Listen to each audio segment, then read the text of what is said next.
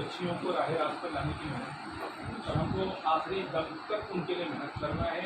मेहनत करने के दो रास्ते, एक रास्ता इनको ये है कि उनके ऊपर देखो जब पानी बूंद बूंद गिरता है पत्थर पर, एक बूंद से कुछ नहीं होता पत्थर पर, लेकिन जब मुसलसल गिरता है तो पत्थर के अंदर भी खड्डा कर देता है।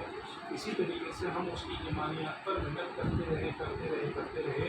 उनको माइंड के एतबार से इस तरीके से गैरों ने और यूट्यूब ने उनको जकड़ लिया है, अपने उनको सवालात के घेरों में खड़ा कर दिया है, जिसकी वजह से वो ईमान से हट चुके हैं, दिली तौर पर बदजनी छा चुकी है।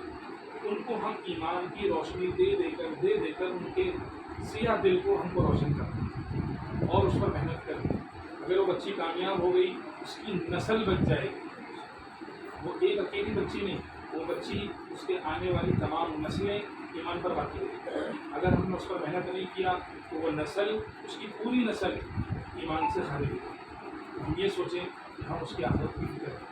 बज़ाहिर ये है कि हम उसको स्कूल के एतबार से जो एक्शन लेना है, फिक्र करनी है, उसके पेरेंट्स के एतबार से करें। इसीलिए इंशाल्लाह हम पेरेंट्स के एतबार से भी जो तदरीस का जो तरतीब है इंशाल्लाह महीने में एक मरतबा वो भी प्लान करेंगे, ठीक है इंशाल्लाह। और इसके एतबार से ऐसी बच्चियों को ढूंढ कर निकालें जिसके अंदर ईमानियात की कमी है। जो बच्चियाँ ईमान नहीं जानती, जिसके दिल ईमान से खाली है, कलमा पढ़ रहे हैं लेकिन उनके दिल में ईमान की रोशनी नहीं है, वो ईमान से बज़्ज़न है, वो कलमे से बज़्ज़न है, वो कुरान से बज़्ज़न है। उनका दिमाग यूट्यूब के ज़रिए से और दूसरे सोशल मीडिया के ज़रिए से सवालात को कायम कर रहा है।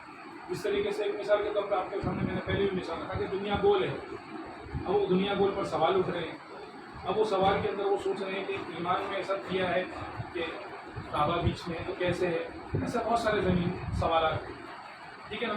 इस एतबार से उनके सवालात के ऊपर भी मशक होगी इंशाअल्लाह। फ़िलहाल उनके जो है ना क़ुलूब को नरम करने की फ़िक्र की जाती है इंशाअल्लाह। वो फ़िक्रों के बाद में इंशाअल्लाह क्वेश्चन एंड आंसर सेशन भी रखे जाएंगे ताकि उनसे वैसे सवालात किए जो उनके ईमान को मुतज़लज़ल कर रहे हैं, वो हमको मेहनत करनी, ठीक है इंशाअल्लाह। लेकिन आप लोग मेहनत न छोड़ें। आप लोगों ने जो बात कही है उसके ऊपर फिक्र की जाएगी इंशाअल्लाह।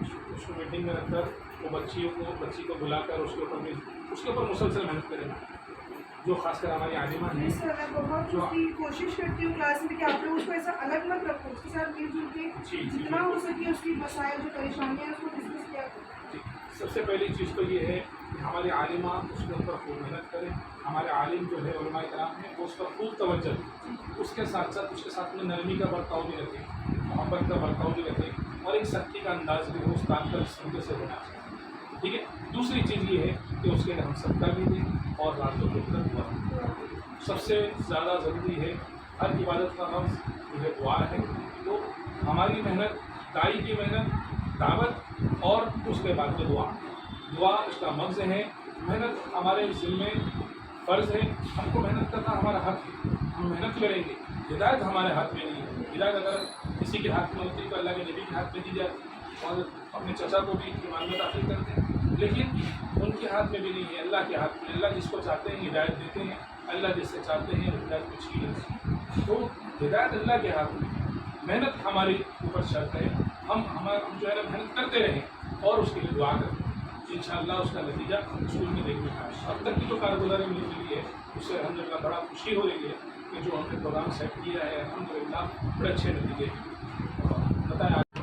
और पिछले जिस तरह से हम लोगों ने सुना आपका बयान भी कि सबसे पहले जो है अव्वल है अपने अखलाक